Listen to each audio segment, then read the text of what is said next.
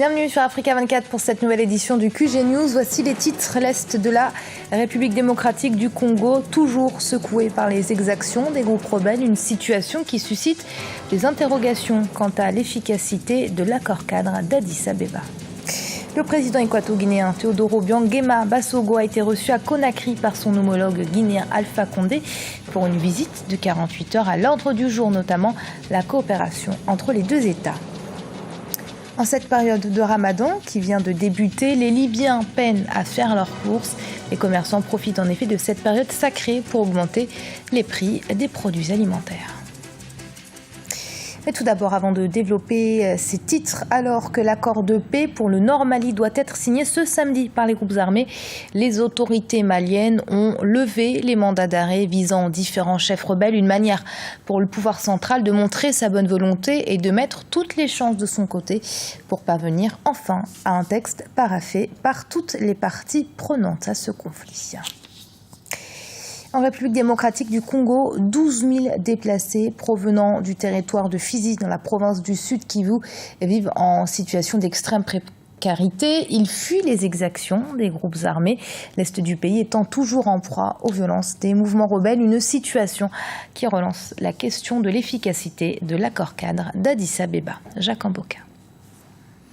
Ramener la paix, la sécurité et le développement à l'Est de la RDC et dans la sous-région, c'est l'objectif de l'accord d'Addis Abeba signé en février 2013.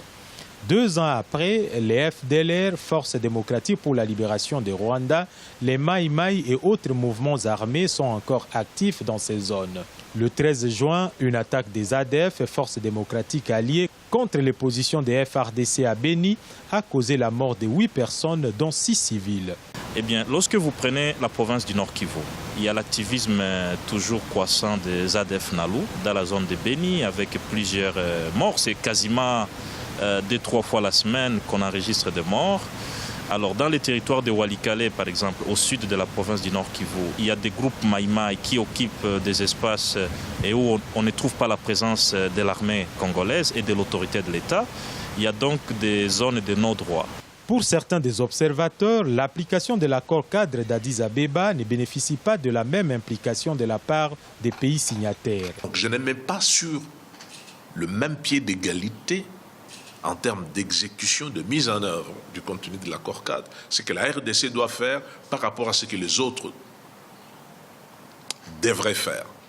Que les autres ne fassent rien, nous avons, nous, RDC, l'obligation de résoudre le problème concernant la présence de forces négatives, concernant ces questions de stabilisation et les questions de développement. Plus de 12 000 déplacés sont comptabilisés dans la province de Maniema, fuyant des attaques entre les groupes armés Mai Mai, les rebelles des ADF et des FDLR. L'exécution de l'accord d'Addis Abeba qui exige le départ des groupes rebelles et toute force négative de la RDC et l'espoir pour le retour de la paix dans cette partie du pays si convoitée à cause de sa richesse.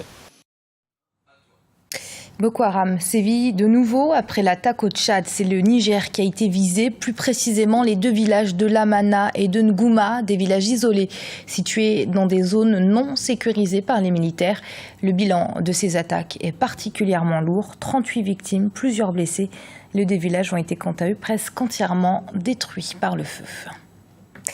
Visite du président équato-guinéen Teodoro Obiang Basogo en Guinée, une visite à double enjeu puisqu'elle permettra d'envisager une stratégie commune de lutte contre le virus Ebola, mais aussi de renforcer la coopération bilatérale entre les deux États. Reportage de notre envoyé spécial à Conakry, Léopoldo et Némé Bansou. Visite d'État du président Teodoro Obiang Basogo en Guinée. Arrivé à Conakry ce jeudi, à l'invitation de son homologue Alpha Condé, les 2 chefs d'État ont annoncé leur volonté de trouver des solutions communes pour faire reculer l'épidémie à virus Ebola. La propagation de l'épidémie a certes perdu en intensité, mais elle demeure un problème sanitaire. Le président équato-guinéen a également annoncé lors de cette visite la tenue à Malabo d'une conférence sur la problématique du virus Ebola les 20 et 21 juillet 2015. Je connais le problème que vous avez eu avec le virus Ebola. Il y a eu d'autres pays comme vous qui ont été touchés par cette épidémie. Nous voulons ici exprimer notre solidarité. La Guinée équatoriale va convoquer une conférence sur la problématique d'Ebola. Je suis ici avant tout pour inviter mon frère à participer à cette conférence. La problématique d'Ebola. He venido para invitar a mi hermano. Le renforcement des relations économiques est également au cœur de cette visite. Les deux délégations effectueront des déplacements de terrain, notamment au port de Conakry. Nous espérons davantage encore renforcer nos liens avec la Guinée équatoriale, tant au niveau de l'échange des cadres dans l'enseignement, dans la santé, nous, l'expérience des mines, vous, l'expérience du pétrole, etc. Et surtout renforcer la coopération entre les deux pays.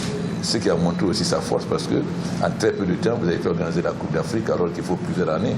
Ce qui montre aussi que vous avez fait assez d'infrastructures et que vous avez acquis l'expérience. Donc c'est vraiment avec un très grand plaisir que je le sens. Sans oublier aussi toute l'aide qu'il nous a apportée pour l'Ebola, la réunion qu'il a faite à Malabo. C'est la deuxième visite qu'effectue le président équato-guinéen en Guinée. Une visite qui s'inscrit dans le cadre du renforcement des liens d'amitié et de fraternité entre la Guinée-Conakry et la Guinée équatoriale.